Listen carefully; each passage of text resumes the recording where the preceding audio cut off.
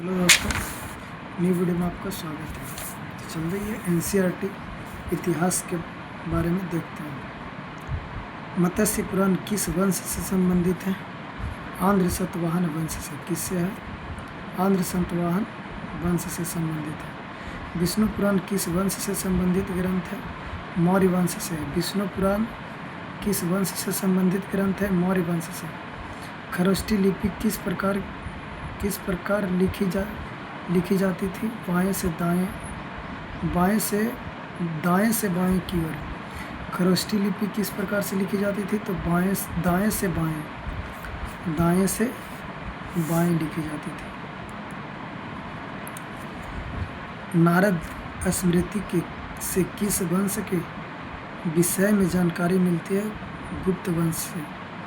स्मृति ग्रंथों में सबसे प्राचीन एवं प्रमाणिक पुस्तक कौन सी मानी जाती है?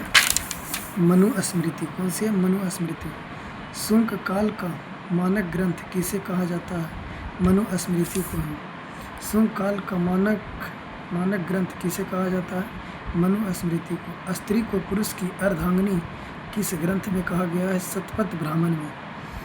स्त्री को पुरुष की अर्धांगिनी किस ग्रंथ में कहा गया है? शतपथ ब्राह्मण में।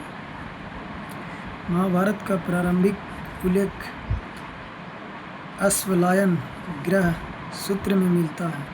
प्रारंभ में इसे मात्र 8800 श्लोक थे और इसका नाम जय संहिता था। कुछ समय पश्चात यह बढ़कर 24,000 श्लोक हो गया और भारत नाम से प्रसिद्ध हुआ। अंत में 1,00,000 श्लोक होने के कारण इसे सप्तसाहसी संहिता या महाभारत कहा जाने लगा है। पुरालेख विद्या से क्या अभिप्राय है? शिलालेखों का अध्ययन। पुरालेख विद्या से क्या अभिप्राय है? तो शिलालेखों का अध्ययन।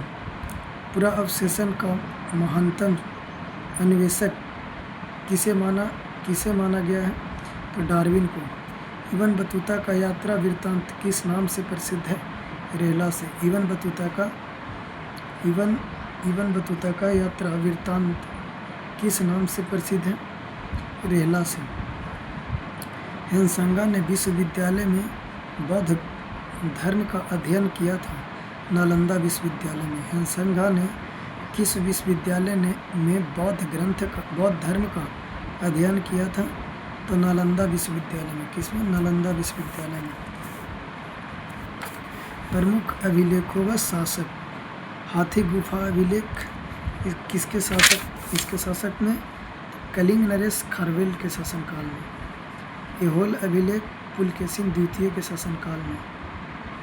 नासिक अभिलेख गौतमी बलश्री के शासक में। जूनागढ़ अभिलेख रुद्रदामन के शासक में। प्रयाग स्तंभ अभिलेख समुद्रगुप्त के। मंदसौर अभिलेख मलवा नरेश यशोवर्मन के शासनकाल में। ग्वालियर अभिलेख प्रतिहार नरेश भोज के शासनकाल में। देवपाड़ा अभिलेख बंगाल शासक विजयसेन के अभिलेख में।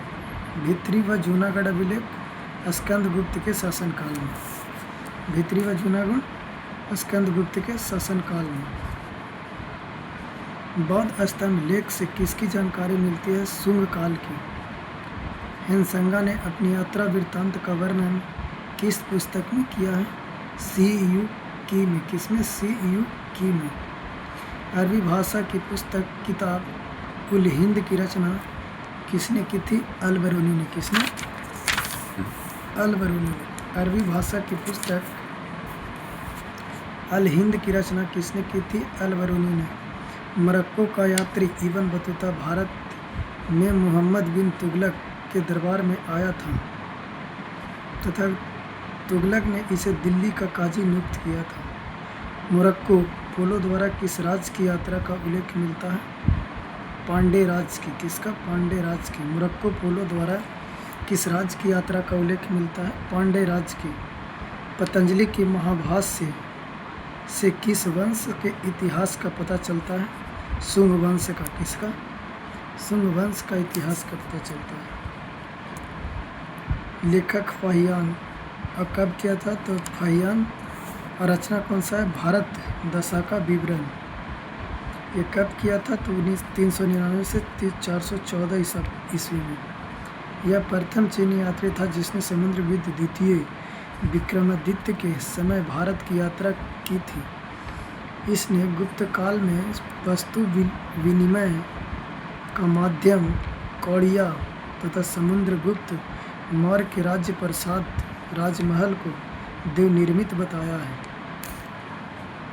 चलिए वीडियो को लाइक शेयर कमेंट जरूर करें।